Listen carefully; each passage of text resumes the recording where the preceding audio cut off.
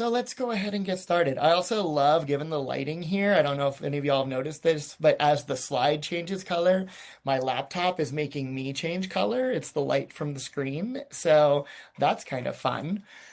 But this is a webinar called Finding Your Stride. It's on the practice of building confidence as a trans person and sort of some of the hurdles and some of the strategies, some of the realities, and some of the ways we can help each other out in this sort of ongoing project.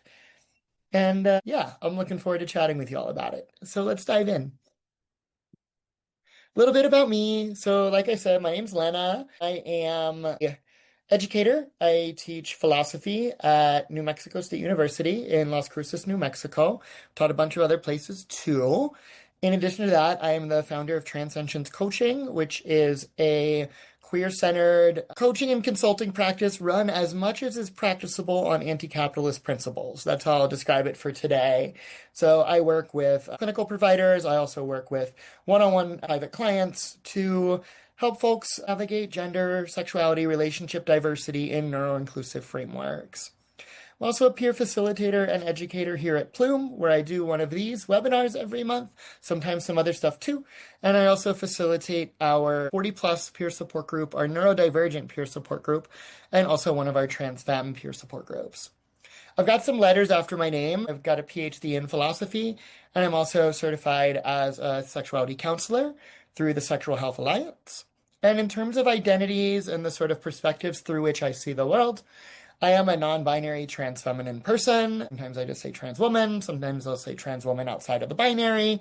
All of the above. In terms of my orientation, I am sapphically oriented, romantic, and asexual. I am neurodivergent. I am autistic, and I do experience ADHD. And I see a fellow comrade in the chat. So solidarity. Mm-hmm. And I think it's also important to note that even though I'm neurodivergent, even though I'm queer, all of these things, I'm white. And I experience all of my queerness, all of my neurodivergence through a lens of whiteness. And, that comes into play sometimes. And I think it's better to acknowledge it than to pretend like it isn't there. Because sometimes when things are ignored, they can be pretty disruptive. So that's a little bit about me, about the lenses through which I experience the world, about some of the stuff I've done, and some of the stuff that I do. So let's do some stuff. Here's the agenda for the next little bit of time. I want to talk about what we might mean by confidence, because it's a term we use all the time, but like, what actually is it? What does it look like? What are its parts? And then I want to look at what the sources of struggle might be, right? Why do we struggle with confidence? What causes those struggles? Because maybe if we can name the sources of those struggles, we can do something about them. And then I want to look at three aspects of confidence. I want to look at self-confidence, so confidence that's rooted in us as individuals. And then I want to look at confidence through community, like confidence that we can build together with one another, like group level confidence. And then near the end, I want to look at this idea of finding confidence in history. So it's sort of historical confidence, where, beyond confidence that I have in me or in my friends, I have confidence in my ancestors and my descendants in terms of trans community. So that's kind of the flow. And for each one, I'll introduce it, we'll talk through it a little bit, and then I'll pose a question to you all, and we can kind of share a little bit, learn about each other, and build some community and confidence as we go. So this first question, what is confidence? Right? So I see already a friend in the chat says, "What is confidence?" Me every day. It's a hard question, right? And I'm not going to purport to tell you with any certainty this is the objective definition of confidence, but I'll offer a framework for thinking about it, thinking about what it could be, how we could approach it. Right?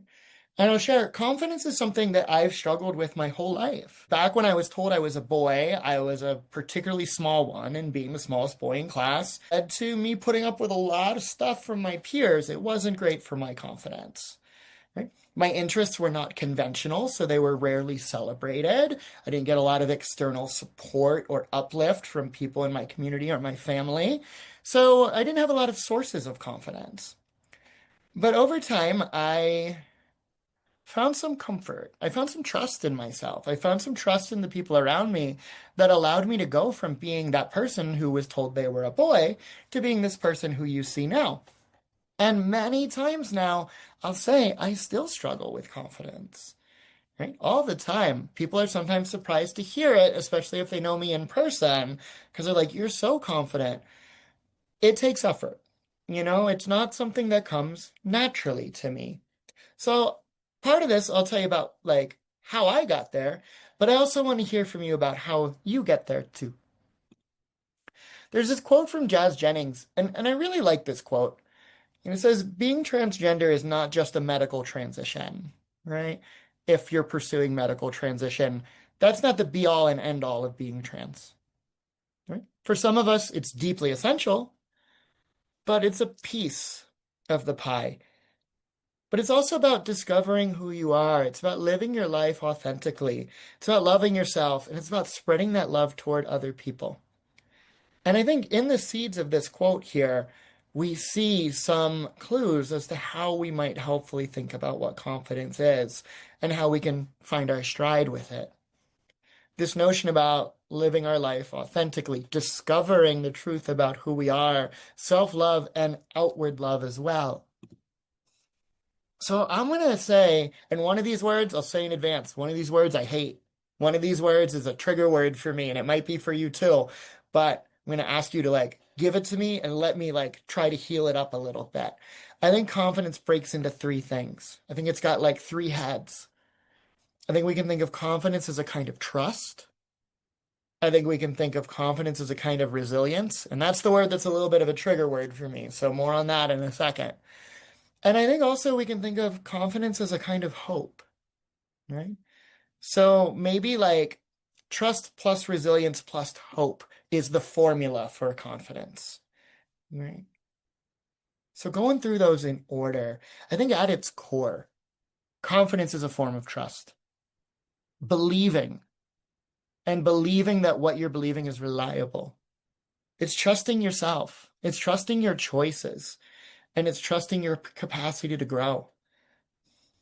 It's not sitting with second guessing, though you can critically reflect and evaluate, change your mind, but sometimes we become immobilized by second guessing or third guessing or fourth guessing. But it's learning to trust ourselves. It's learning to listen to ourselves. It's learning to hear ourselves. For trans people, it also means trusting that our identity is real, right? And trusting that we're worthy of care and affirmation, even when there are oppressive forces out there that are actively trying their hardest to deny that or to erase us, right?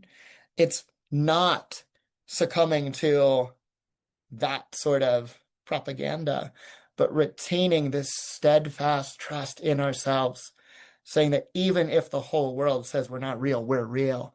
Even if the whole world says we're not worthy of care, we're worthy of care. Even if people withhold affirmation, we are still worthy of that affirmation, right? It's me saying, I'm a non-binary trans femme. Sometimes I say a trans woman. Sometimes I say a trans woman out of the binary. And even though there seems to be some indecision in there, there's still trust because I know that however I describe it, it's real. I just don't always know what words to use to best describe the reality, but the reality is not in question. So this is, I think, the kind of trust that we can invest in ourselves to start understanding this chunk of confidence. Right? And with the resilience piece, some of you might feel similarly to how I do about resilience. I don't like being called resilient. I don't mind it when trans people call me resilient, but when cisgender people call me resilient, sometimes it just feels like a slap in the face, right? It's like, y'all, I wouldn't have to be so resilient if you could like step up a little bit, right? Give me a break from the resilience. I want a day where I don't have to be resilient. I just want to take a nap, right? So I think resilience can be a really, really hard word, right? And when a community gets sort of lumped in as resilient and like the term almost becomes synonymous with resilience, then that community being bullied becomes a lot more normalized because we think, oh, the community's resilient. The community's resilient. But we can do better than all this. right? One way of thinking about resilience in the context of confidence is that it's this commitment that we make to ourselves, this commitment to keep showing up as ourself, despite setbacks, despite doubts, despite hostility, right? This commitment to show up as us. And that can mean a lot of things, right? So it's not about never faltering, but about finding ways to rise back up again. I think that's what resilience is. Doesn't mean we never get knocked down, doesn't mean we don't hurt, doesn't mean we don't take days off, but it's about committing to finding ways to rise back up so that we can show up as ourselves. Right? And I was thinking about this a lot today. So, as I mentioned, I'm an educator. College campuses are a tough place right now. Last 2 days I was on my college campus, I had things yelled at me from car windows of people driving by, you know, not friendly things, right? And this made me wonder. I'm like, oh, should I dress differently when I go to campus now? And I thought immediately, no, no, no, no. I'm not going to give them that power, right? But then I started thinking, but it is a safety thing. It is a safety thing. But then I realized no matter how I show up, I'm showing up as me. I'm not going to let that be undone. So whether I show up in a dress like I'm wearing now or my camo cargo shorts, which I think are very lesbian coded, but for a lot of, people out there, they just see it as like straight dude clothes. Either way, I'm showing up as me because there's nothing I can do at this point to not show up as myself, right? So we've got trust, we've got resilience, but I think the third bit is hope, right? Confidence is not just like believing that you're real, and it's not just committing to showing up as yourself despite setbacks. It's also hope, which I think of as a kind of imagination. It's this belief that our stories, including our own story, can continue unfolding in ways worth living. Right? It's imagining futures beyond mere survival, where authenticity and joy are not just possible, but like deeply sustainable. Right? I think imagination is ultimately what fuels resilience, and I think hope drives trust. Right? So I wasn't sure on this column if I want to say confidence as hope or confidence as imagination, but I think it's a bit of both. I think all these things are intertwined. So to be confident, it's not just about keeping your head up high. It's about committing, it's about believing, it's about imagining. All of these things are pieces of confidence. Right? Now, I got a couple questions in the Q&A. I'll address those real quick before we go to a general reflection question for a group. I see one question that says, how can we build that resilience when there's that inner voice kicking and whining about how tired I am of being resilient? I feel separate from queer community and the cishet community. I feel you, friend. I feel you. We'll talk a little bit about that, I think, in the third section today. But that tiredness, I think the best thing we can do when we feel that tiredness, which I'm right there with you, is to gift ourselves rest because we deserve it. We are entitled to it, right? And I've just also developed the habit that whenever anyone calls me resilient, they're not speaking from a similar vantage point of like what we actually experience. I just say, yeah, I wish I didn't have to be. So if you could just, you know, tag in for a little bit. And the reaction there is usually kind of interesting to see, right? So more on that as we continue. And another question, we do have a question in the Q&A about someone says, I'm a person in recovery, 36 years sober. First of all, congratulations, 36 years. That's amazing. I myself am in recovery. I've been sober for, I'll say 5 out of the last 6.5 years, including the last year and a half. So I'm right there. And just wondering if there are others here in recovery or if you have any comments or thoughts on gender questions for people in recovery. Thank you so much.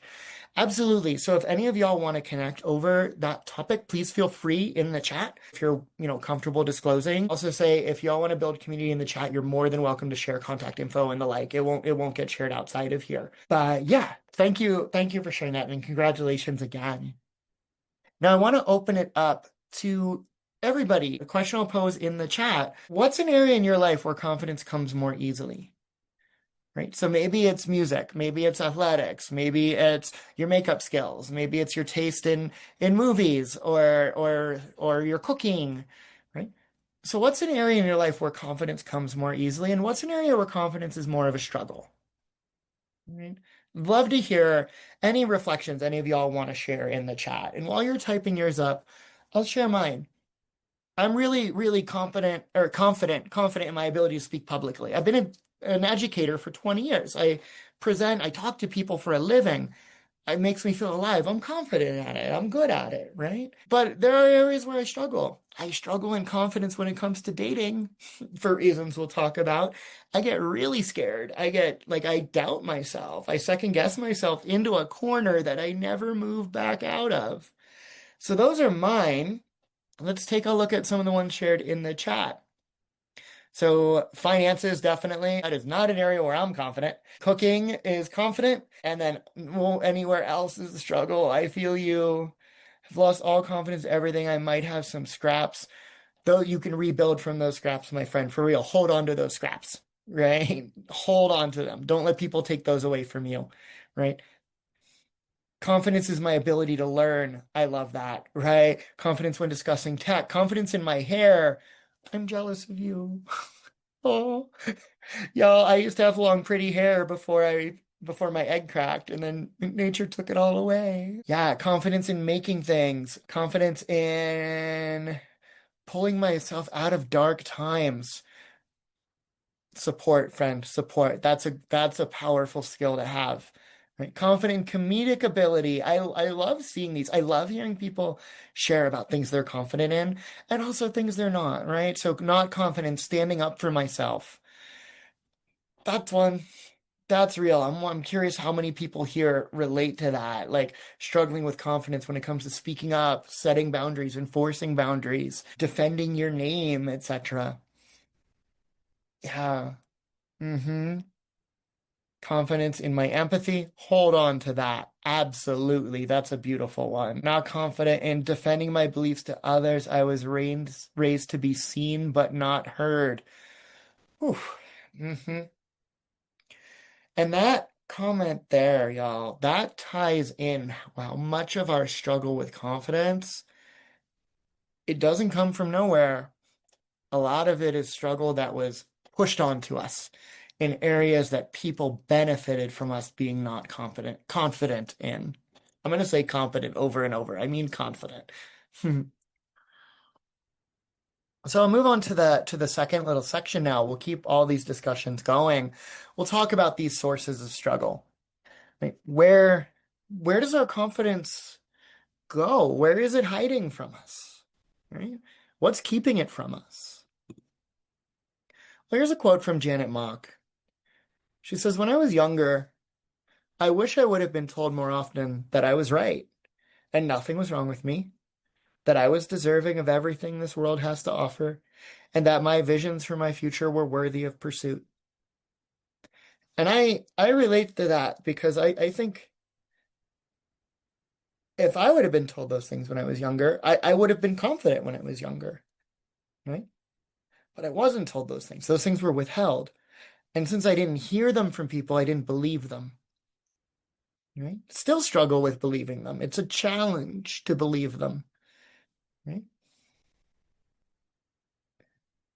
But really, this really, really highlights that a lot of times the areas that we feel less confident in now are areas that we didn't have our confidence nourished in when we needed it. It's not about lack of ability. It's not a comment on our character. It's a comment on circumstance. It's a comment on deprivation. So I'm gonna try to identify three places where struggles with confidence can come from. Right? Radical individualism, capitalist alienation, and internalized transphobia. There's more, and these are also all really, really interconnected, but I think it's helpful to name them. Let's start by looking at radical individualism. So the contemporary US and much of Western culture is individualistic, and in some areas, radically so. The individual is the basic unit of culture, right? Through this contemporary Western lens. And this conditions us in a lot of ways. It conditions us to believe that confidence is a solo achievement. It's a me, myself, and I thing. And if I don't have it, it's my fault. And the only way I can get it is to give it to myself. And we measure confidence by independence, right? How many times do we perceive as someone as competent when they're like, sorry, confident when they're not needy or when they don't need to ask for help, they can do it themselves. How much are we conflating individualism with independence, with confidence? We measure it by self-sufficiency, by comparative merit. We're confident if we're better than other people, right? And this stratifies us into a vertical hierarchy where there's the people at the top who deserve to be confident, and then the people lower on the hierarchy who aren't as independent, aren't as self-sufficient, aren't as meritorious, and they don't get the gift of confidence, right? And that framing, it isolates us, keeps us from connecting to each other. And I think cruelly, that deep feeling of isolation, then it tends to loop back around to strengthen this individualism. We feel isolated, so it reinforces individualism, and the individualism reinforces isolation. It's a trap. It's a trap, right? And if you're always looking up to see who's better, who's more independent, who's achieved more, and you think you have to be that in order to be confident, well, so much the worse for everyone except for the people who are lucky enough to be at the top, right? Now, really related to this notion of individualism is a similar notion of capitalist alienation, right? So we live in late stage capitalism. Some might argue we live in post-capitalism. These are trying times. I don't need to tell you all that. But through a cultural lens of capitalism, we're conditioned to equate our worth with our productivity. Think about how many times we feel bad because we don't get enough done, right? Or we don't feel like we're good enough because we don't produce enough.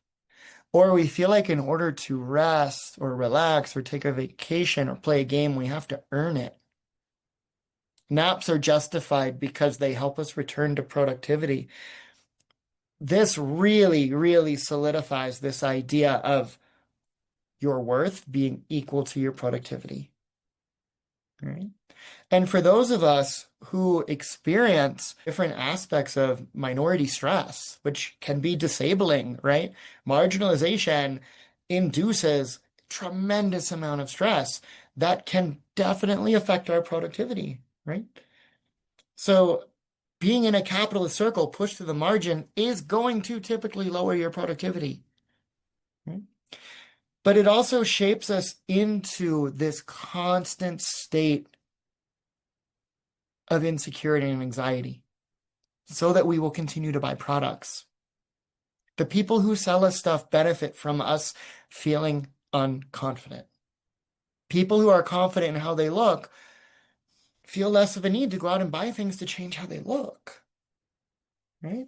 So take, for example, conventional standards of feminine beauty, which change every decade or decade and a half, sometimes pretty substantially, right? By keeping it fluid over time, it makes it so that if you want to be perceived as beautiful and feminine, you got to buy a whole new wardrobe, whole new makeup. You got to invest in this hairstyle, then that hairstyle. And if we don't have those things, we feel worse. We seek them out oftentimes to avoid this sense of alienation, right? So thinking about it this way, capitalism robs us of the ability to affirm ourselves so that it can then sell that affirmation back to us at a profit. And there's something really icky about that from my perspective, at least, right? Instead of being able to reach in and be like, you know what? I got pretty eyes. I get that ability taken from me, and I'm told I can only have pretty eyes if I adorn them in a certain way. So now I got to go buy the makeup to make them pretty. It's robbing us of the ability to affirm ourselves so that they can sell affirmation back to us at a profit. And I say that as someone who really, really likes makeup. I'm not good at it, but I love it. Right? So some thoughts on individualism, some thoughts on capitalist alienation, how they both can be sources of like detriments to our confidence. But then there's also internalized transphobia, right? I sometimes surprise my cisgender friends by saying, "Hi, my name's Lena and I'm trans and I'm transphobic." And they're like, "What? How can you be transphobic? You're trans." Well, I was raised in a culture of deep transphobia. It would be a miracle if anyone raised in a culture of deep transphobia was able to scrub themselves clean completely of any internalized transphobic attitudes. Right? That would be a miracle, right? And my latent transphobia that lives inside me, I don't like it, but I'm honest, I know it's in there, doesn't come out at other people. It's directed at me by and large, right? I'm meaner to myself than a TERF would be in terms of the internalized transphobia. Maybe some of you all relate, right? It's this voice that whispers that we're not enough, that we're too much. Sometimes we're both not enough and too much at the same time, right? And it can feel impossible to feel worthy and valuable when our own lens of our own identity deceives us into thinking that we're somehow wrong, right? I was raised in a culture that said that trans people are wrong. When my egg cracked, on a superficial level, I cast that all off. But that little voice that still says, you're wrong, you're wrong, you're wrong, it lives in there. That voice is not me. That voice is an echo of voices I'd rather forget, but it's there. And it is the main source of antagonism, for me at least, in building confidence. Maybe you all relate, right? Definitely see some similar stuff being expressed in the chat. So turning back to the chat, I want to ask you all, which forces, internal or external, feel like the biggest challenges to your confidence right now? Right? Is it the internalized transphobia? Is it beauty norms? Is it the medical industry? Is it the individualism? Like, what is the biggest challenge that you're feeling for your confidence right now? And how do you notice that showing up in your daily life? Right?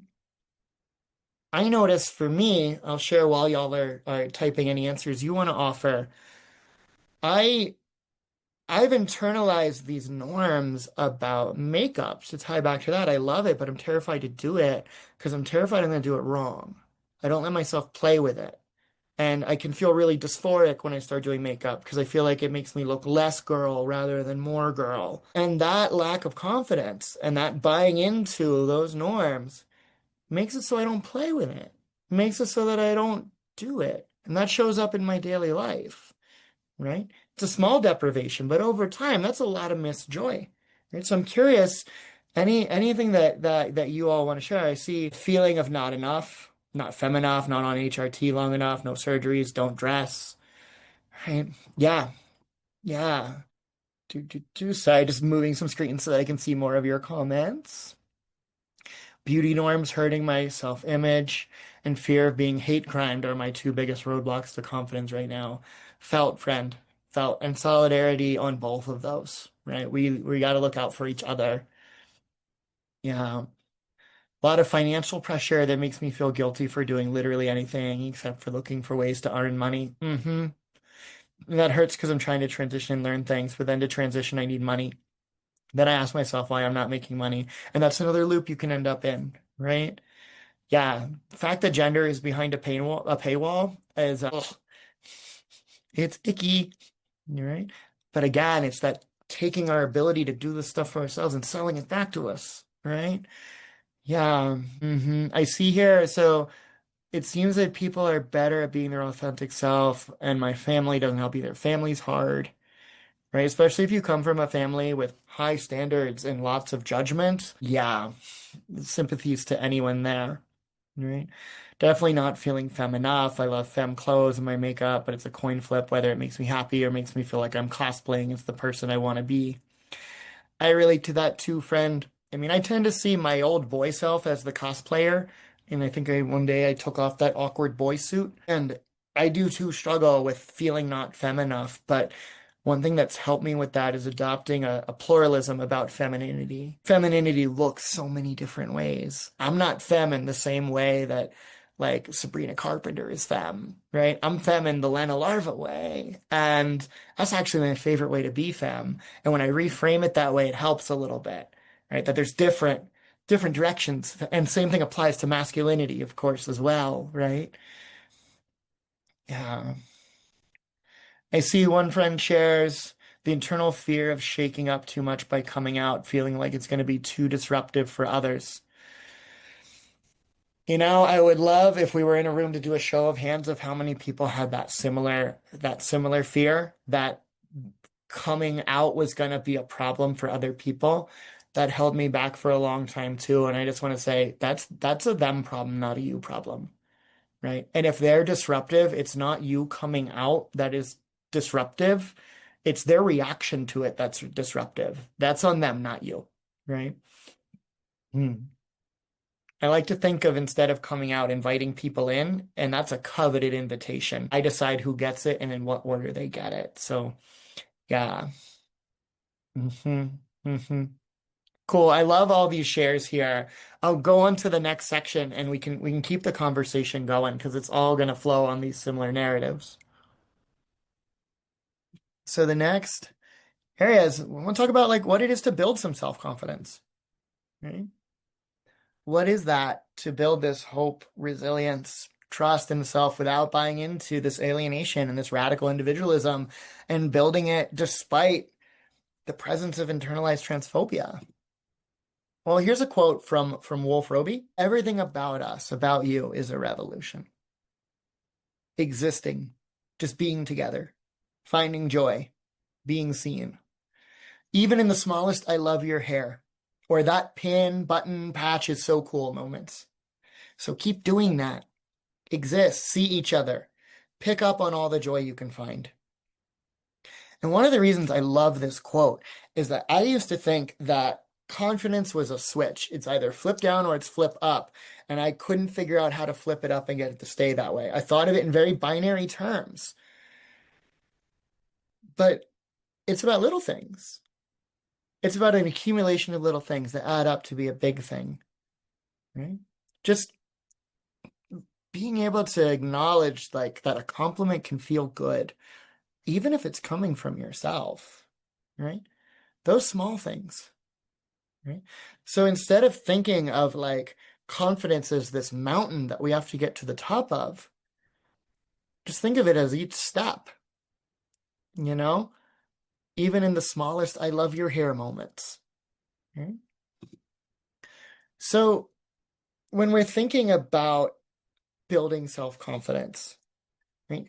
I think rather than falling into this trap of thinking of confidence as a character trait, which we often do, right? We think of confidence as a thing a person has. We have confidence.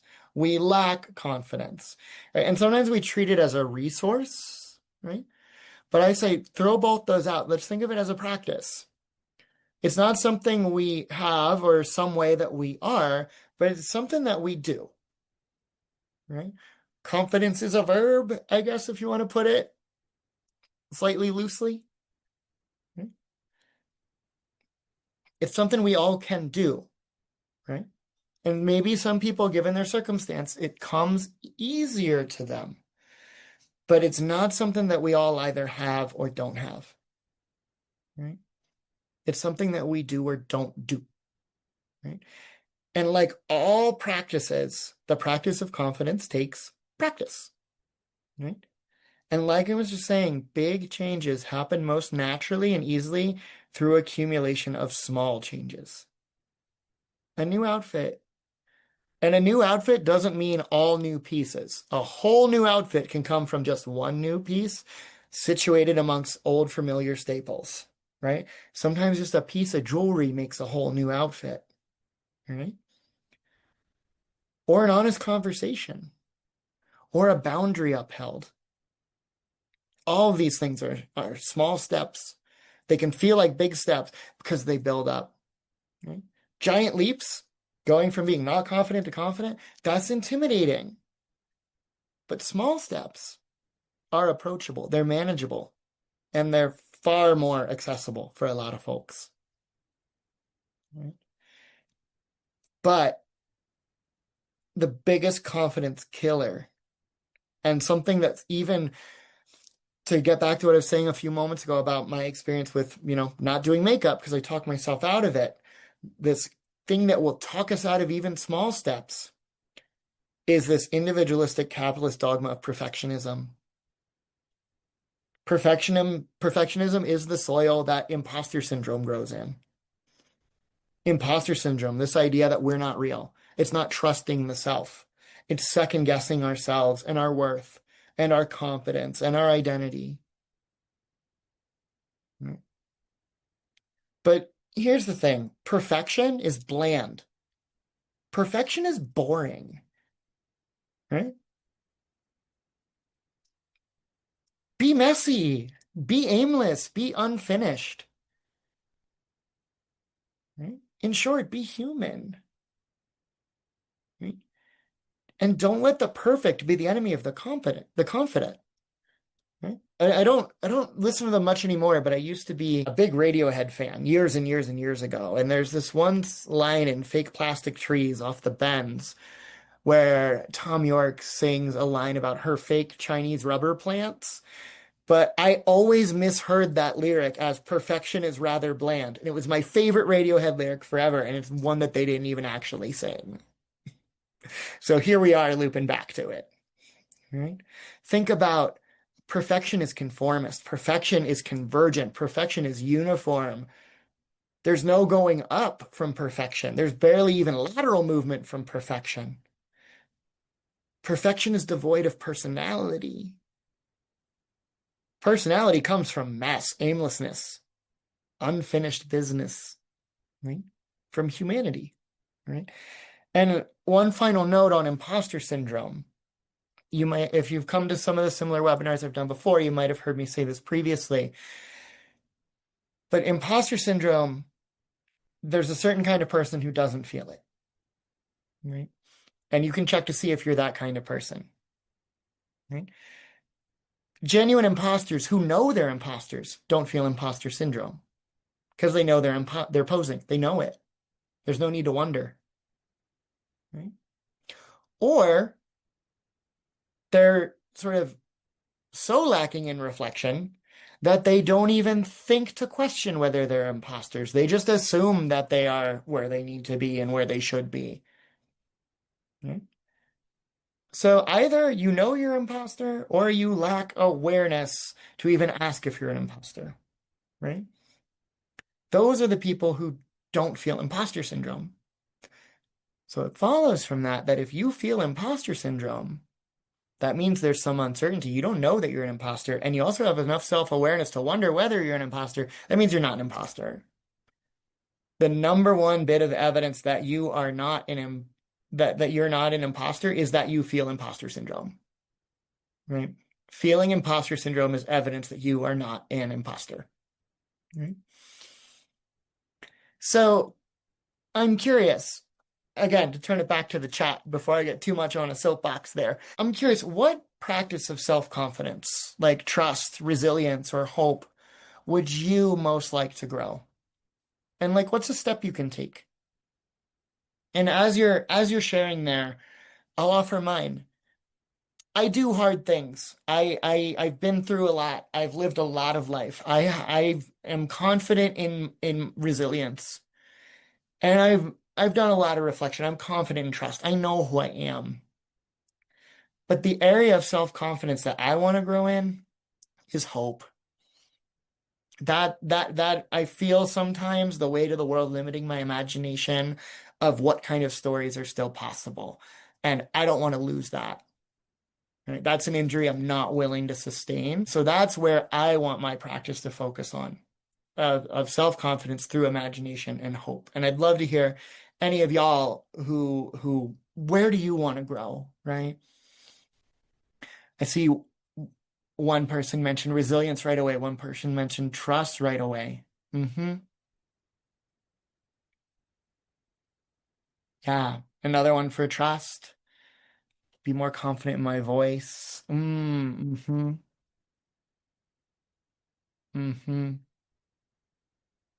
The tapping the name tag. I like that.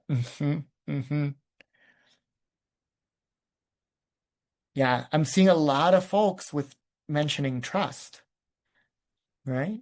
So if you're there with trust, and if what you struggle with in confidence is believing yourself on a deep level and knowing that you're real, right? Knowing that who you are is real.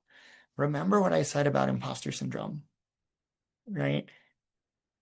There's this thing called the Dunning-Kruger effect, where the less people know, the more they think they know, and the more they think they know, or the more they actually know, the less they think they know.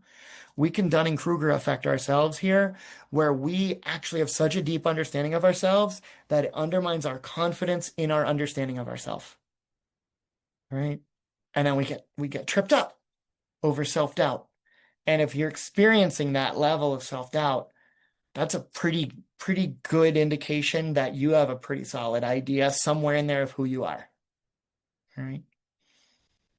Yeah. Hmm. Gonna take a sip of my tea and then we'll keep going. So two more sections, right? We talked about confidence and self, but this is a group activity. Confidence is communal. So what is it to find and build confidence in and through community?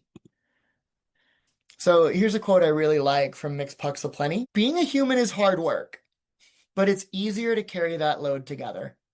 So keep showing up and extending grace for yourself and others. Right? I love the reminder there to show up and extend grace, not just for others, but for ourselves too. Because from a sort of objective viewpoint, ourselves and others, we're all in the same playing field, right? This reminds me a little bit of some of the stuff that Bell Hooks writes about love. So her understanding of love is sort of the will to extend oneself for the sake of one's own or another's growth and flourishing. And I love that when she writes about love, she puts her like reminds us front and center that self-love is not a different kind of thing. Self-love is a part of love, right? But so what is it to build confidence in through with community? Well, we can look at this with the same three aspects we used before: community trust, community resilience, community hope. Right? So community is a buzzword. It gets used all the time. And in my opinion, maybe there's a little bit of a hot take, I think it gets used too much to the point where people are calling things communities when they're not functioning like communities. And that can leave us vulnerable. I think communities aren't just groups of people, but they're groups connected through shared identities, experiences, values. We might even say that communities are connected through a sense of mutual support, right? And sometimes finding confidence involves finding it in something bigger than ourselves. And community can absolutely play that role. Right? When we think about purpose, some people argue that to find purpose in life, you find purpose in something bigger than you, right? Advocacy, creativity, something like that, right? If it's just self-serving, it'll feel less purposeful than if it's going outside of you. And I think confidence is similar, right? Finding confidence not just in ourselves, in our little forms, but in our situation and community. Part of what I mean when I say I'm a very confident person is that I'm confident in you all too. I'm confident in us. I'm confident in this thing we're doing together, laterally, horizontally, side by side. It's not just about me, it's about an us thing. Right? And when we look at community resilience, confidence can't grow in isolation, right? It blooms when a community endures together, right? We witness others rise after setbacks. We actively support one another. We protect shared spaces. All of this teaches us that strength is our strength. It's collective, right? Our strength isn't your strength and my strength. It's our strength, right? And every act of care and solidarity reminds us that we can face challenges without going it alone. Right? Now, I do see a note in the chat. A friend shares, I don't really have any community, and then blame myself because I can't seem to connect to anyone. I'm sure there are other people here who feel that too. And I just want to say, you're here with us right now, right? this is a community. We are here doing this together, right? So if you're looking for community, we're looking for you too, right? And today we're connecting for real, right? So any of y'all out there who are feeling like you can't find community, please know there is community out there who is waiting to find you as well, right? And yeah, yeah, maybe this is the start of really, really growing into that. Right? And that connects us to this next thread here on this current slide of community hope, right? Community, like it grows, hope grows, trust, resilience grows as we extend it beyond ourselves, right? Our community imagination is greater than the sum of its parts. And together, working together, we can imagine alternative solutions, pathways, strategies, as well as new ways to be, new ways to move, new ways to love, right? All those words I used earlier, those lenses that I used to understand myself, sapphic, aromantic, asexual, ADHD, neurodivergent, autistic, non-binary, I didn't make up any of those words. Those are all community words. And those words are tools that help my imagination come up with strategies, stories, solutions, pathways, ways of being and moving through the world, right? Those are words that give me hope because they help me project myself into the future in a way that makes sense. Those are words that come from community, right? And I think that's beautiful. Right? Hmm. So I'd love to open up conversation again. If you've got one, when was a time, however big or small, when present day community, like this little time slice that we're in right now, has inspired trust, resilience, or hope in you? And as y'all are typing, I'll share. I used to be part of a little organizing space here in my town. And I live in a small, pretty traditional city. There are queer people here, but I wouldn't say it's not a queer town by any means. And I remember we at that little organizing space we had a movie night. And after it started, I looked around and 7 out of the 10 people in the space were trans women. It wasn't advertised as a trans event. It was just like something about that space made us feel safe coming together. And in a town like where I live, getting 7 trans women together in one room, that's miraculous. And I remember that moment was so inspiring to me. So, so inspiring to me. Because I looked around and I was like, I'm not alone. We're here, right? It was a small thing, right? But it was a big thing, right? So what was any similar times for you all that you want to share, right? See, one friend says, every time I do a little event on here, I love to hear that. I love to hear that. That makes me happy. See, seeing people be rightfully upset about how people are tracking trans people and calling them a death cult and dangerous makes me feel not alone that people see how wrong that is. Yes. Yes. Sometimes we find that community inspiration, trust, and confidence by hearing other people speak up about the same things that scare us, frighten us, terrify us. Right? Able to meet with a group earlier, seeing people of all ages, presentations, and identities gives me trust in the future. Yes. A trans woman dinner party, that would be amazing. Oh my goodness. I did a trans girl sleepover one time because I never got to do like a girl sleepover when I was a kid. And that was so fun, painting each other's nails. Like, oh my goodness. What else do we have here? So, build up the courage to join the LGBTQ club of my high school in my senior year, and also the first time I was in public school in 6 years. Good for you, friend. Was nervous, but made lots of friends, and also met my ex, which was my first girlfriend. We dated for 6 months. Well, no matter how that turned out, I hope those were a good 6 months. And if not, I'm sure you grew from it. But good for you for even though you were nervous, you went in and you did that. And I'm sure that had an effect on other people too. Right? I remember how nervous I was to first present publicly as me in a classroom.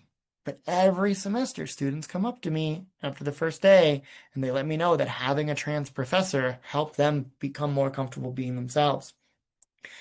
Anytime we move through public, like we are that person for someone, right?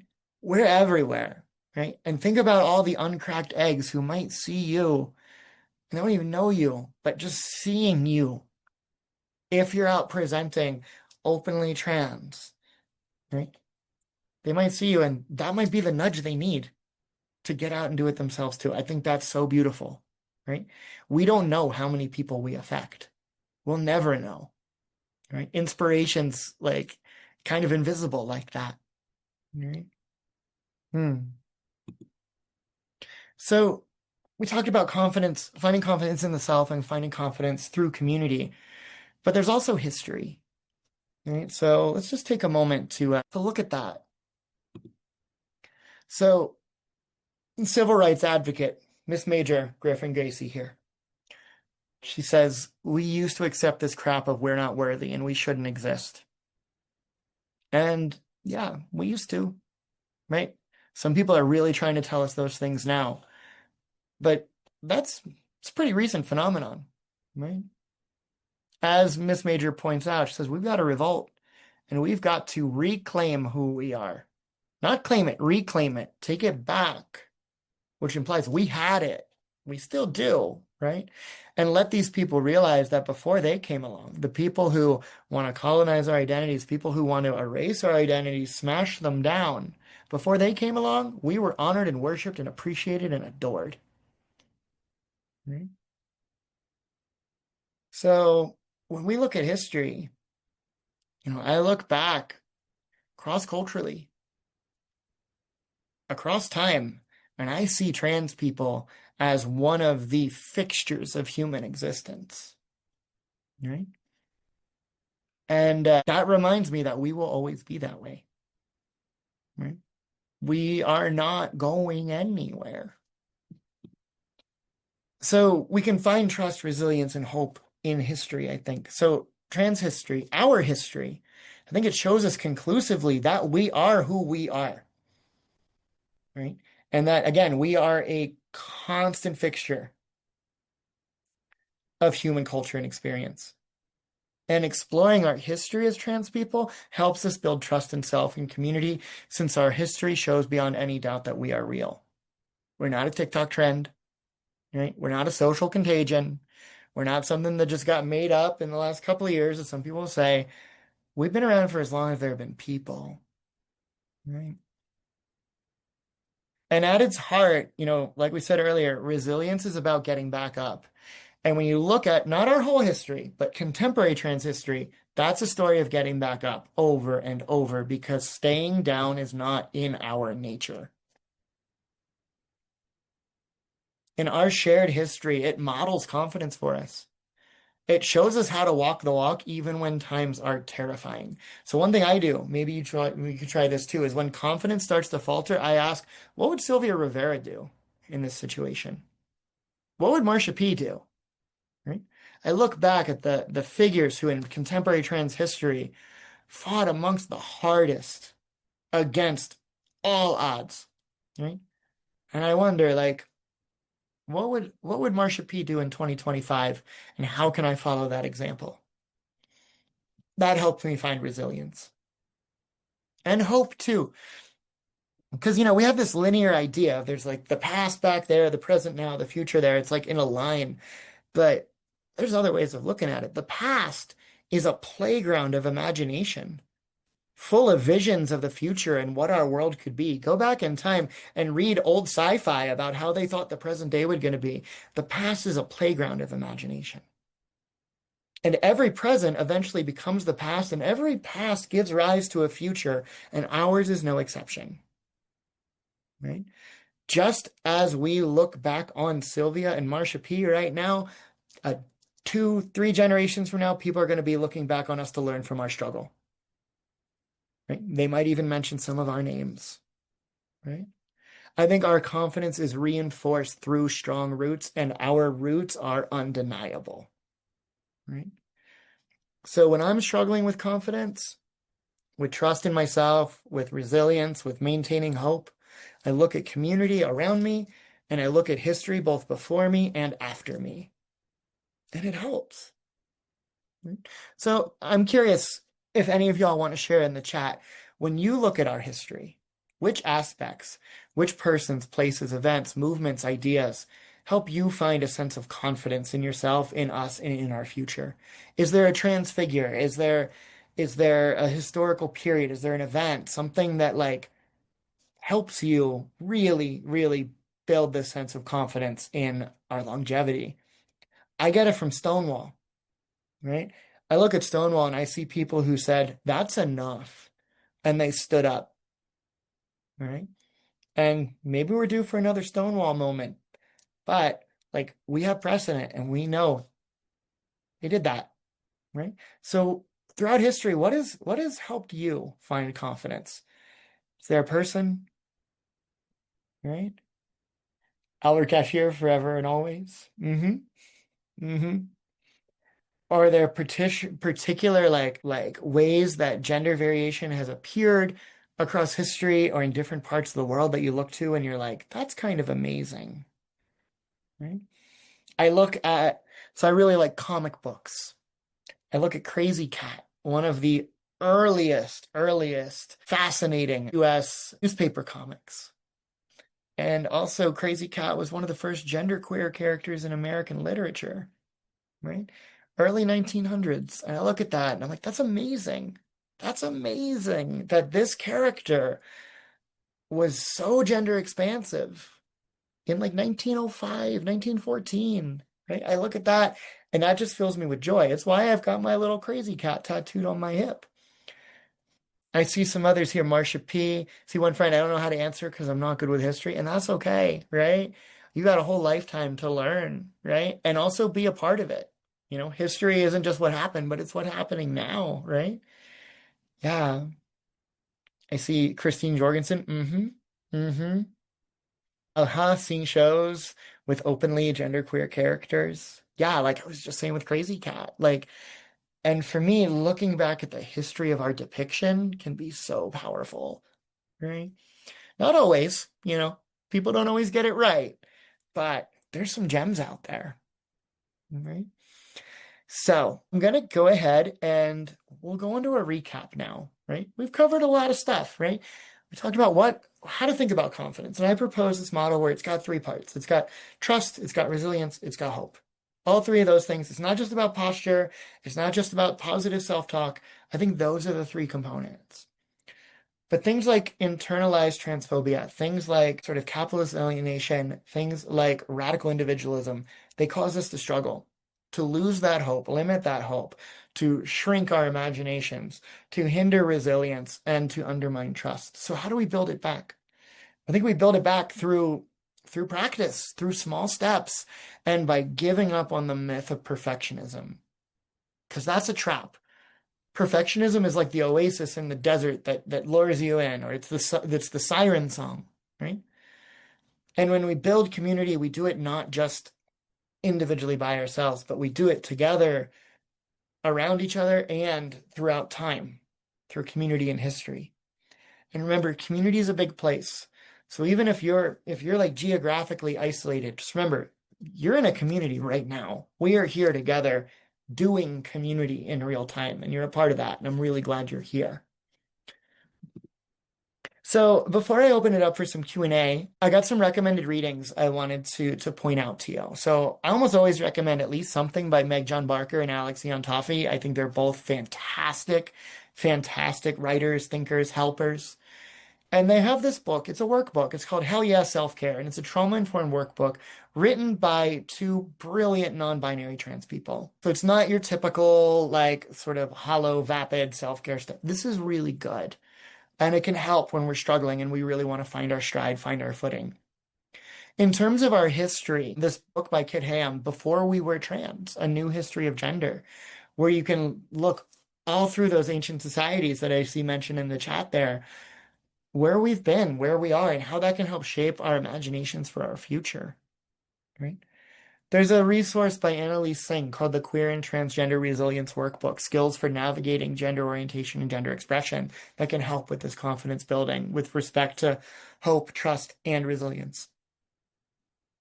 It's a great book by Dean Spade. If you're interested in community and mutual support, this book, Mutual Aid, Building Solidarity During This Crisis and the next one, right? And then one last one on history, just to like go back and explore some of our roots.